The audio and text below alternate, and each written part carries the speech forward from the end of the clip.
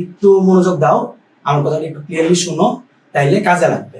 Finite verb আমার সাথে সাথে একটু বলো, পড়তে পড়তে তুমি যখন হচ্ছে যে আমার ভিডিওটা দেখতেছো তখন একটু বলো। একটা সেন্টেন্সে একটা ভার্ব থাকতে, অবশ্যই একটা ভার্ব থাকা লাগবে। কি বললাম? একটা সেন্টেন্সে অবশ্যই একটা ভার্ব। কয়টা ভার্ব থাকা লাগবে?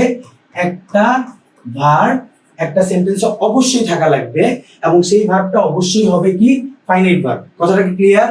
একটা সেন্টেন্সে একটা ভার্ব অবশ্যই থাকবে, সেই ভার্বটা হইতেছে ফাইনাইট ভার্ব। আর যদি এডিশনাল কোনো ভার্ব আসে তাহলে সেই ভার্বটা কখনোই ফাইনাইট আর হইতে পারবে না। সেই ভার্বটাকে অবশ্যই কি হওয়া লাগবে? নন ফাইনাইট ভার্ব হওয়া লাগবে। কি ভার্ব হওয়া লাগবে? Non finite verb. আচ্ছা, তাইলে আমি বুঝলাম যে একটা সেন্টেন্সে যদি দুইটা ভার্ব থাকে তাহলে একটা অবশ্যই কি হবে? ফাইনাইট, আর বাকি যে ভার্বটা থাকবে সেটা হবে কি? Non finite verb. আমরা ক্লিয়ার? আচ্ছা, ক্লিয়ার। তাইলে নন ফাইনাইট ভার্ব আমি কিভাবে চিনবো? আরো ডিটেইলস আমি তোমাদের পড়াবো। আজকে জাস্ট সলভ করার জন্য আমি তোমাদের বলতেছি নন ফাইনাইট ভার্ব চেনার উপায় হইতেছে তিন রকমের।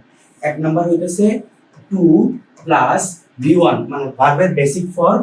দুই নাম্বারটা হবে ভার্ব প্লাস আইএনজি, এবং তিন নাম্বারটা হবে তোমার হচ্ছে যে ভার্বের ভি3, যেটাকে আমরা বলি ভার্বের পাস্ট পার্টিসিপল ফর্ম। ক্লিয়ার?